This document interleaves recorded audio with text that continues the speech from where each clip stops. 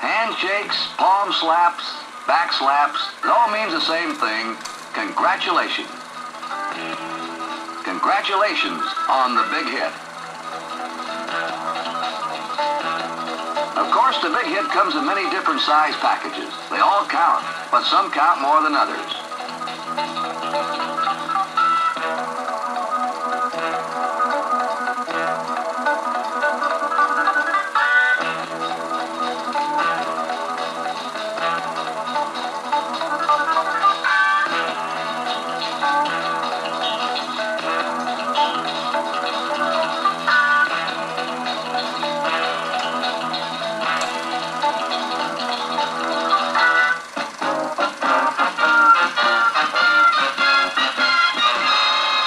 But the big hit is most often the long ball, the home run. However, almost doesn't count. As we said, the really big hit is the one that goes all the way. Now that one counts.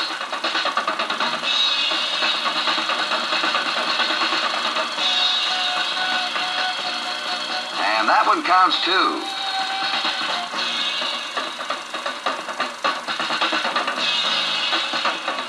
No matter how far they go, it still counts as just one run. Of course, the further they go, the more the fans love it.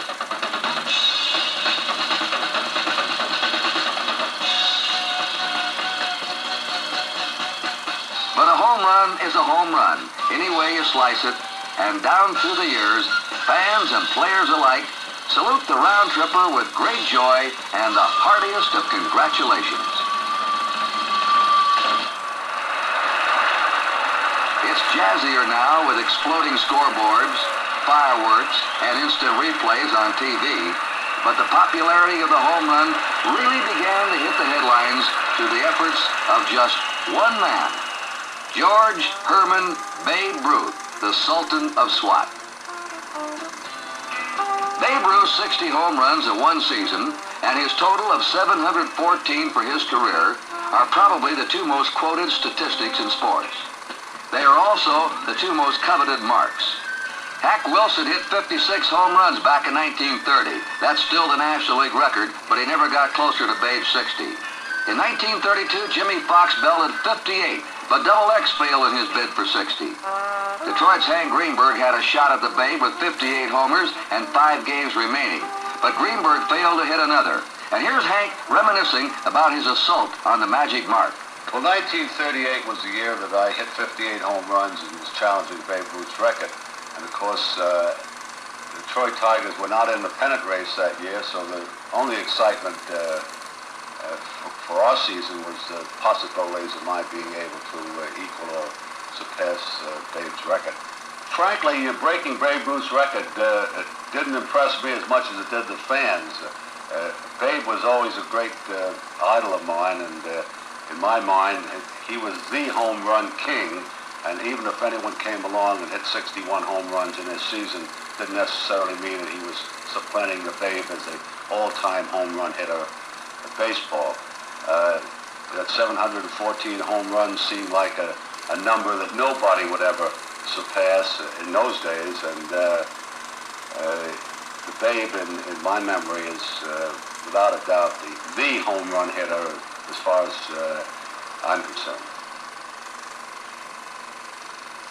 Roger Maris, New York Yankees, 1961. Last game of the season, and there it goes. It's Roger's 61st home run. The new home run king. Or is he? In Babe Ruth's day, 154 games comprised the season. Maris had 8 more games because of the expanded schedule. And fans continue to recognize Babe Ruth as the home run king. Willie Mays has never challenged the Babe 60, but with 646 at the end of 1971, he has an outside chance to top Ruth's career mark of 714. Hank Aaron is number 3 on the all-time list, but coming on fast. At the age of 37, he finished 1971 only 7 behind Mays and only 75 behind Ruth, and he's showing no signs of slowing down. Even Willie Mays agrees that Hammering Hank has the best chance to set the new mark. The immortal Babe Ruth's record of over 700 home runs. Do you ever think about it? Forget that. I don't think I'll ever come close. I think Henry will do it. Henry Aaron. Well, he might have a chance on it, but Henry's 36 right now, and he can play to 40, 41. He might have a chance. He's in a real good ballpark to do it in. The Atlanta ballpark's symmetrical layout, 330 down the lines, 400 feet straight away, is indeed suited to Aaron. Early in 1971, Hank Aaron hit home run number 600, joining Ruth and Mays as the only men ever to reach that pinnacle.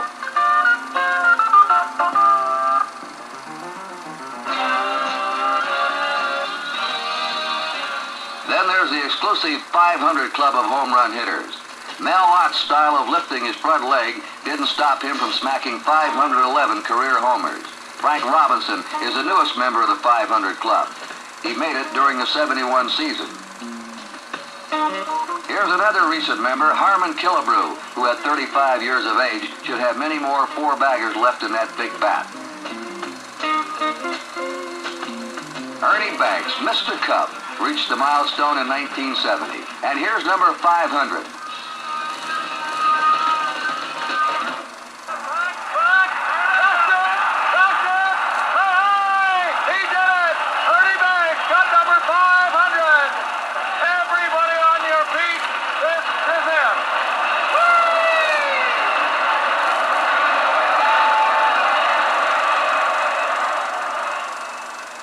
Eddie Matthews, ex-Brave star, drives out one of his 512 career home runs. The Yankees' Mickey Mantle socked 536 homers, topped the 50 mark twice, and terrorized American League pitching with his long-range bombing.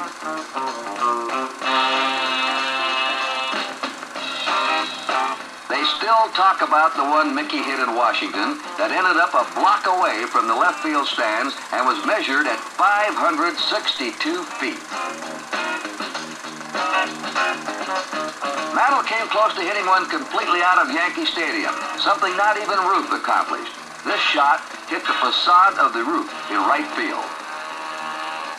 Frank Howard has as much raw power as anyone who ever played the game of baseball. His missiles are legendary. Frank shares with Leon Wagner the long-distance record in Dodger Stadium. Jimmy Fox and Mickey Mantle hold the record for Comiskey Park. Luke Easter and Joe Adcock are record holders in St. Louis. Adcock by himself in Milwaukee. Ted Williams, Hank Greenberg, and Dick Stewart at Fenway Park. Harmon Killebrew in Minnesota. In Cincinnati, Ernie Lombardi hit one out into a moving truck that took it 30 miles away. Sometimes it's not only how far or how often you hit them, but when.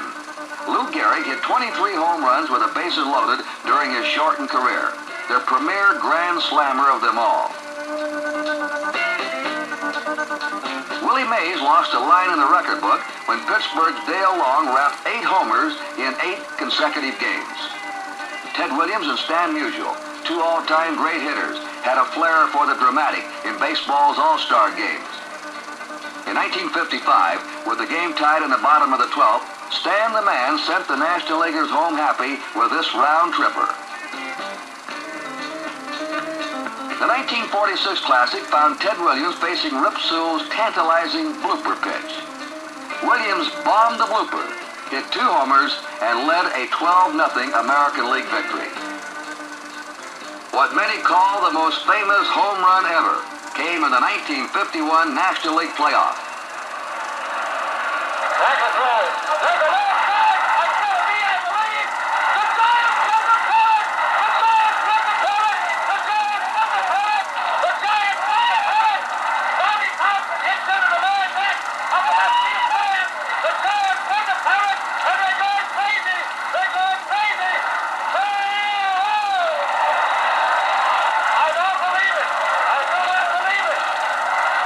The 1960 World Series, bottom of the 9th, 7th game, all tied up. And Bill Mazeroski gave the Pirates a world championship with this clutch home run.